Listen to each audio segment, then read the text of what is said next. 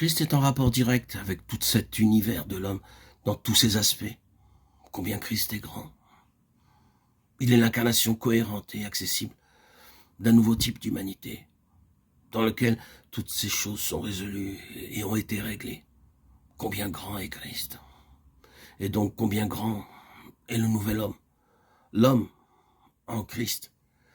Christ est tellement grand qu'il peut donner à l'humanité un caractère différent et plus élevé que tout ce que nous connaissons.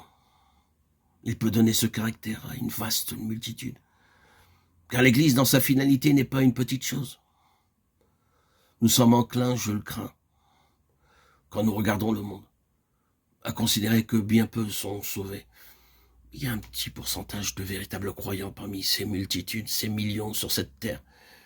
Et nous sommes enclins à penser que l'Église sera quelque chose de très petit.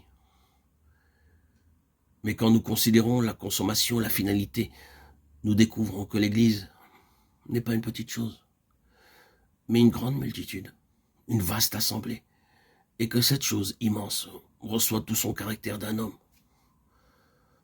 Combien Christ est grand. Après avoir dit cela, je veux en venir à cette question de la pleine stature spirituelle. La première chose, bien sûr, à placer au-dessus de tout, c'est de voir combien Christ est grand, combien grande est cette humanité de Christ et combien merveilleux doit être le dessein de notre existence en Christ. Pour Paul, c'était un incessant émerveillement de pouvoir dire de lui-même « Je connais un homme en Christ ». Ce n'est pas une petite chose d'être un homme en Christ. C'est alors, bien sûr, que l'œuvre de Dieu en nous prend ici toute sa signification.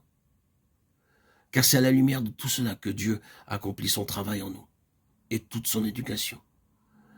S'il met de côté une humanité en nous, c'est seulement pour en bâtir une autre. S'il nous place dans des épreuves et nous fait passer par des expériences qui constituent une grande difficulté sur le versant de notre humanité naturelle, c'est seulement pour former cette autre humanité. Les transactions de Dieu avec nous, ses manières d'agir avec nous sont toutes expliquées par ce grand dessein, par cette grande destinée à laquelle nous sommes appelés. La conformité à l'image de son Fils.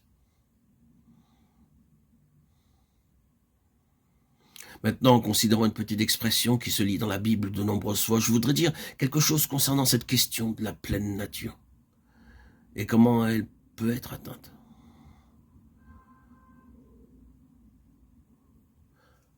Pour cela, je vais prendre quelques illustrations dans l'Ancien Testament. Isaac sema dans ce pays et il recueillit cette année le centuple, car l'Éternel le bénit.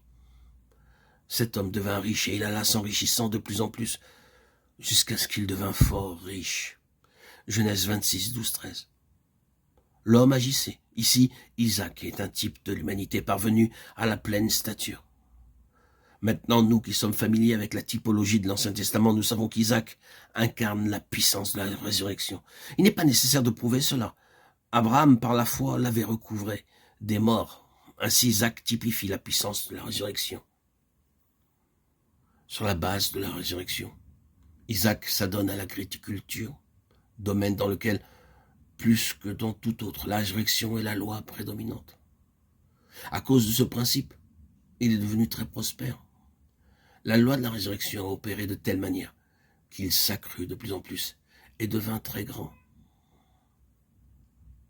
Vous devez croire dans la puissance de la résurrection pour être un bon agriculteur, surtout dans les jours d'orage et d'adversité, quand tout a été ruiné. Isaac connaissait la puissance de la résurrection.